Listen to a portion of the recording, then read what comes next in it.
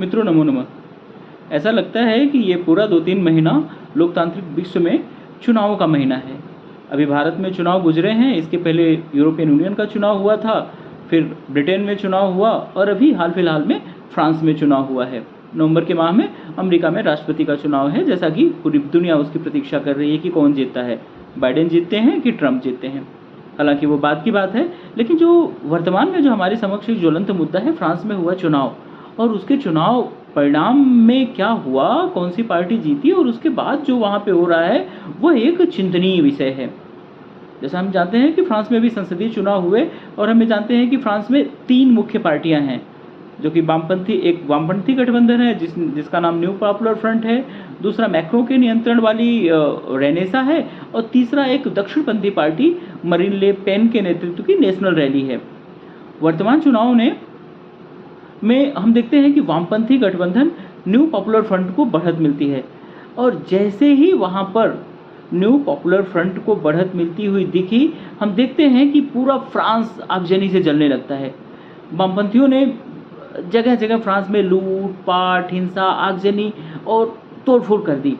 और सिर्फ ये फ्रांस की बात नहीं, ताज्जुब की बात यह है कि फ्रांस में हो रहे हैं चुनाव, फ्रांस में आ रहे हैं रिजल्ट, सरकारें बननी और बदलनी फ्रांस में है, उनका परिणाम भी फ्रांस के लोगों पर होगा। लेकिन ये वामपंथी इकोसिस्टम पूरी दुनिया में किस तरह कार्य करता है, इसको जानकर के ही मन विचलित हो जाता है कि रिजल्ट आए फ्रांस में, लूटपाट, हिंसा, आगजनी वामपंथियों और अप्रवासियों ने फ्रांस में शुरू की और वैश्विक स्तर पर कई लोगों ने इसकी खुशियां मनाई। आखिर दक्षिण पंथ को हरा देने में वाम पंथ को ऐसी कौन सी विजयश्री हासिल हो जाती है, ऐसा क्या हासिल कर लेता है कि जहाँ कहीं भी दक्षिणपंथी पार्टी अगर कोई पराजय का शिकार होती है तो पूरी दुनिया के वामपंथी एक स्वर में मिलकर के विजय गान करने लगते हैं। और यही नहीं, वो वामपंथी जिस देश में चुनाव हुआ होता है, अगर दक्षिणपंथी हारती है तो वे वहाँ पे लूटपाट, हिंसा, आगजनी, इसी तरह तोड़फोड़ की घटनाएं भी करके अपना सेलिब्रेशन करते हैं। भला ये कौन सा लोकतांत्रिक तरीका हुआ सेलिब्रेशन करने का? मेरे दिमाग में तो ये समझ में नहीं आता कि ऐसा क्यों हो रहा है। आखिर दक्षिण पंथ को हराकर जो सफलता मिलती है, उसे वाम पंथ को ऐसा क्या हो जाता है कि वो इस तरह से उग्र प्रदर्शन करते हैं? सिर्फ फ्रांस की नहीं, अभी हम देखें अगर ब्रिटेन के चुनाव और वहाँ पे लेबर पार्टी की विजय के पश्चात वहाँ जिस तरह से प्रदर्शन हुए, विजयी जुलूस निकाले गए तलवारों के साथ, देख करके रोंगटे खड़े हो जाते हैं कि आखिर ये लोकतांत्रिक विश्व जा किस दिशा में रहा है। मुझे तो ये नहीं समझ में आता कि दक्षिणपंथियों से आखिर लोगों को बैर क्यों है। आखिर दक्षिणपंथी चाहता क्या है? चाहे जिस किसी भी देश के दक्षिणपंथी हो, उनमें मोटा मोटी कुछ चीज़ें कॉमन होंगी। पहला कि वे देश की परंपराओं का सम्मान करना चाहते हैं, वे परंपराओं का सम्मान करते हैं और चाहते हैं कि सारे लोग उस देश की परंपराओं का सम्मान करें। वे अवैध घुसपैठ का विरोध करते हैं, वे देश की प्राचीन पहचान को अक्षुण्ण रखना चाहते हैं, वे चाहते हैं कि पूरी निष्ठा देश के प्रति रहे, देश के बाहर कोई भी निष्ठा का स्रोत नहीं होना चाहिए। वे ऐसा स्वयं करते हैं और चाहते हैं कि अन्य लोग भी इसी तरह से देश के प्रति निष्ठावान रहें। यदि दक्षिणपंथी यह चाहते हैं तो इसमें बुराई क्या है? क्यों? क्योंकि हम ऐसा जानते हैं कि हम जिस भी देश में रहते हैं, जिसके हम अन्न खाते हैं, जिसका पानी पीते हैं, जिसकी हम हवा पी करके जिंदा रहते हैं, आखिर हमारी निष्ठा तो उस देश के प्रति ही होनी चाहिए ना, न कि किसी बाहरी देश के प्रति। यदि ऐसा उनसे अपेक्षा की जाती है तो इसमें बुराई ही क्या है? और कोई भी देश बिना अपनी परंपराओं से जुड़े हुए, बिना किसी अपनी जड़ के सहारे जुड़े, वो देश ज़्यादा देर तक तो रह नहीं सकता। एक ना एक दिन तो वो भरभरा के गिर जाएगा और वही देश काल के थपेड़ों को सहता हुआ अनंत काल तक चलता रहता है, जो कि अपनी परंपराओं को जीवित रखता है और उसी देश का मान सम्मान होता है। तो यदि दक्षिणपंथी अपनी परंपराओं को जीवित रखना चाहते हैं, उसमें उन्नयन करना चाहते हैं, देश को शक्तिशाली बनाना चाहते हैं और संपूर्ण निष्ठा देश के प्रति रखना चाहते हैं, तो इसमें बुराई ही क्या है? लेकिन पूरे विश्व में देखें तो जिस तरह से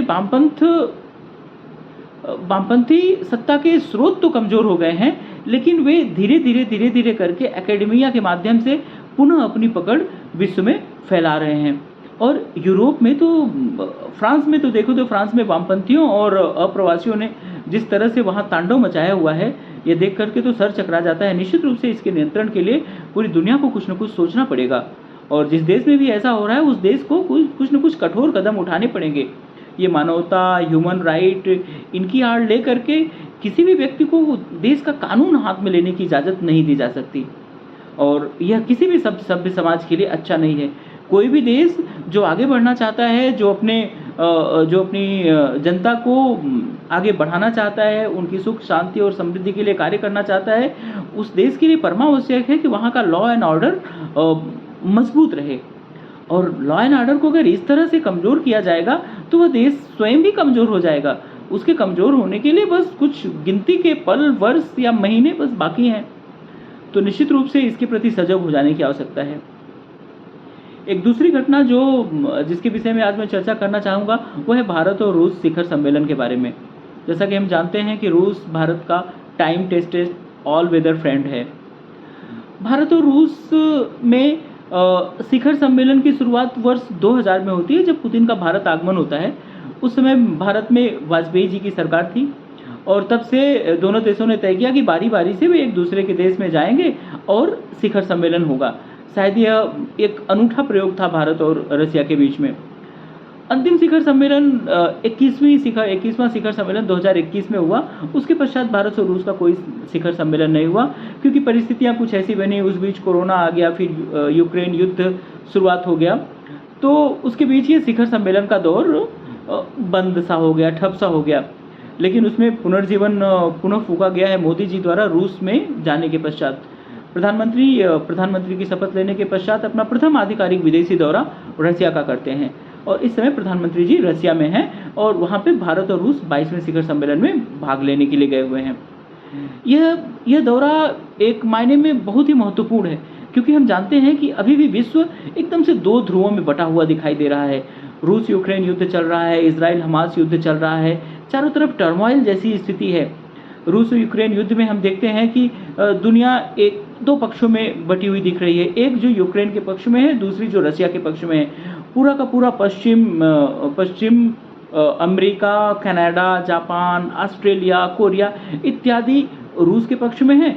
तो कुछ ऐसे देश हैं जो न्यूट्रल भी हैं, कुछ रूस के समर्थन में खुल्लम खुल्ला है, जैसे कि ईरान और चाइना। भारत का पक्ष यहाँ पर न्यूट्रल है।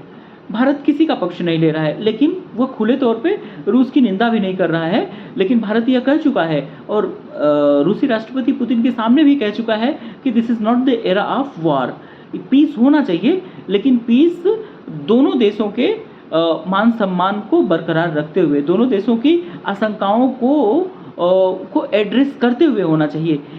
कोई भी एक देश इस शांति समझौते में विजयी और कोई भी दूसरा देश पराजित होता हुआ नहीं दिखना चाहिए, और दोनों के बीच में दोनों का सम्मान भी बना रहे, कुछ ऐसी बात होनी चाहिए। पश्चिम ने तो हम जानते हैं कि रूस पे प्रतिबंध लगा रखा है और भारत पर दबाव भी डाला कि वो पश्चिम का साथ दे, किंतु भारत ने अपने ऑल वेदर फ्रेंड रसिया का साथ नहीं छोड़ा। भला क्यों छोड़ता?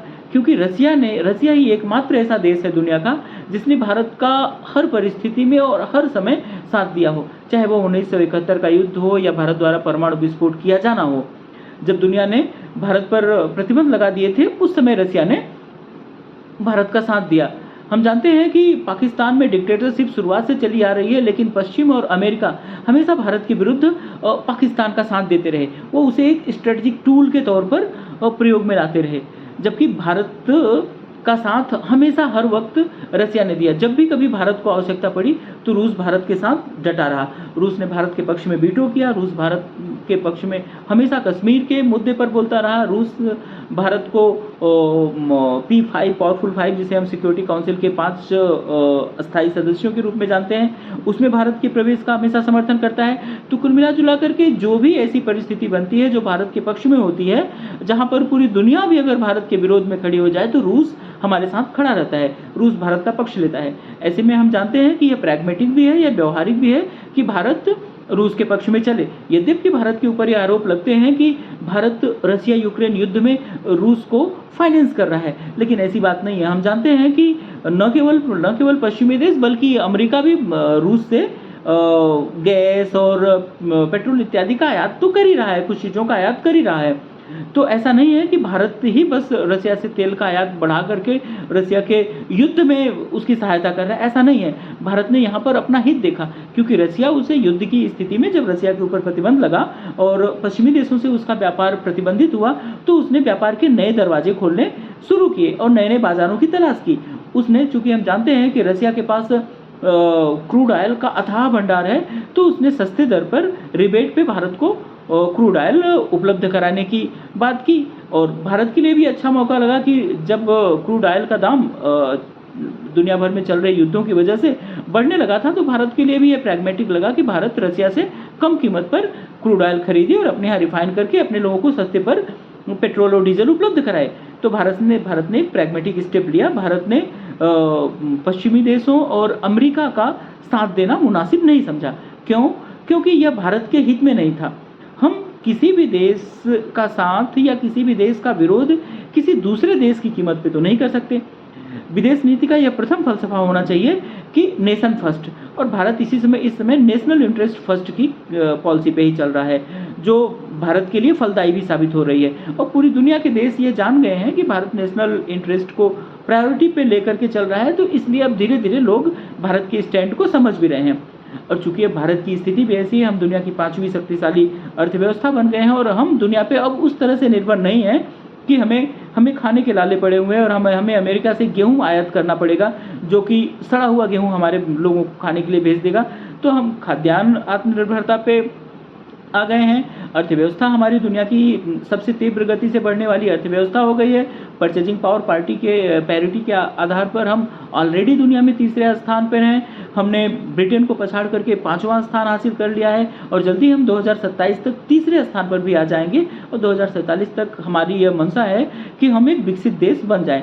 तो ऐसे में किसी भी देश के लिए यह आसान नहीं है कि वो भारत को इग्नोर कर सके और भारत के हितों के विरुद्ध जा सके। तो ऐसे में भारत ने एक बड़ी बैलेंस्ड पॉलिसी, फॉरेन पॉलिसी अख्तियार की है, और जिसमें वह रूस और यूक्रेन दोनों का ही खुल के साथ नहीं दे रहा है, लेकिन वह अपने हितों को साधने के लिए वह रूस से तेल का आयात भी कर रहा है और रूस से आयात भी कर रहा है। और उसमें भारत का ही फायदा है, क्योंकि रूस भारत को रूपी रूबल ट्रेड के माध्यम से वह रुपए में चीज़ों को भारत में बेच रहा है, जिससे भारत को विदेशी मुद्रा भी खर्च नहीं करनी पड़ रही है। तो कुल मिला जुला करके यह एक अच्छा जेस्चर है। कुल मिला जुला करके ये भारत के लिए अच्छा है।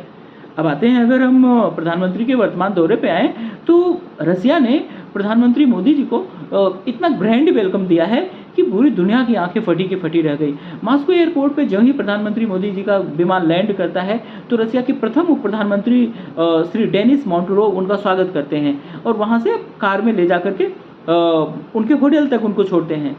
इस यात्रा के दौरान हम ये देखते हैं कि एक और जेस्चर दिखाई देता है कि रूसी राष्ट्रपति पुतिन स्वयं उन्हें अपनी कार्ट में बैठा करके कहीं भ्रमण पर ले जा रहे थे, वो जिस कार्ट का वे स्वयं संचालन कर रहे थे। तो ये बहुत कम होता है कि किसी देश का राष्ट्राध्यक्ष किसी दूसरे देश के राष्ट्राध्यक्ष को इस तरह से मान सम्मान देता है। सिर्फ यही नहीं, रसिया ने अपने सर्वोच्च नागरिक सम्मान the order of saint Andrew the apostle भी प्रधानमंत्री मोदी को दिया है। तो यह एक देश के रूप में पूरे देशवासियों के लिए बड़े गर्व की बात है कि प्रधानमंत्री का इतना मान सम्मान वहाँ किया जा रहा है। रसिया भारत का एक टाइम टेस्टेड मित्र है। रसिया ने भारत को हर मुसीबत में साथ दिया, और ख़ास तौर से जो मिलिट्री हार्डवेयर थे, जबकि अमेरिका भारत को मिलिट्री हार्डवेयर नहीं दे रहा था, पश्चिमी यूरोप भारत को मिलिट्री हार्डवेयर नहीं दे रहे थे, उस समय रूस भारत के साथ आता है। और हम जानते हैं कि अगर रूस उस समय मिलिट्री हार्डवेयर भारत को न उपलब्ध कराता, तो जैसी स्थिति थी पाकिस्तान की, जैसा उसको सपोर्ट मिल रहा था चाइना, अमेरिका और यूरोपियन देशों से, तो निश्चित रूप से भारत बड़ी कमज़ोर स्थिति में होता। लेकिन रसिया ने ऐसा होने नहीं दिया। उसके कुछ उदाहरण हैं कि रसिया ने हमने T-90 tank, T-70 tank, Sukhoi, MiG, BrahMos missile, AK-207 rifle और S-400 जैसी मिसाइल डिफेंस सिस्टम भारत को दिया है। ये तो कुछ हार्डवेयर हैं जिनके नाम मैंने गिनाए। अनगिनत military hardware Bharat Russian origin का उपयोग करता है। एक आंकड़न के अनुसार भारत के लगभग कुल मिलिट्री आर्सेनल का 68% रसियन ओरिजिन का है। और रसिया उनके न केवल रसिया मिलिट्री हार्डवेयर उपलब्ध कराता है, बल्कि रसिया बड़ी उदारतापूर्वक मिलिट्री टेक्नोलॉजी भी उपलब्ध कराता है कि हम उन्हें बस रॉयल्टी दे करके उनका हम भारत में ही स्वयं प्रोडक्शन या जॉइंट प्रोडक्शन कर सकते हैं। तो इस तरह से देखते हैं कि भारत और रूस का संबंध बहुत ही मधुर है और बहुत ही दूरगामी है, बहुत ही टाइम टेस्टेड है और यह संबंध दोनों के आपसी हितों पर जुड़ा होने के पर आधारित होने की वजह से यह फलदायी भी साबित हो रहा है। तो यह रहा भारत और रूस के वर्तमान दौरे के संबंध में एक छोटी सी एनालिसिस कि रसिया भारत के लिए क्यों महत्वपूर्ण है और भारत ने क्यों पश्चिम के देशों की अनदेखी करके भी रसिया से अपनी मित्रता को जारी रखा। आशा है कि आपको ये चलचित्र अच्छा लगा होगा और मैं आपसे एक बार पुनः निवेदन करूंगा कि कृपया अगर ये चलचित्र अच्छा लगा हो तो मेरे इस वीडियो को लाइक, शेयर और सब्सक्राइब अवश्य करें। जय हिंद, वंदे मातरम।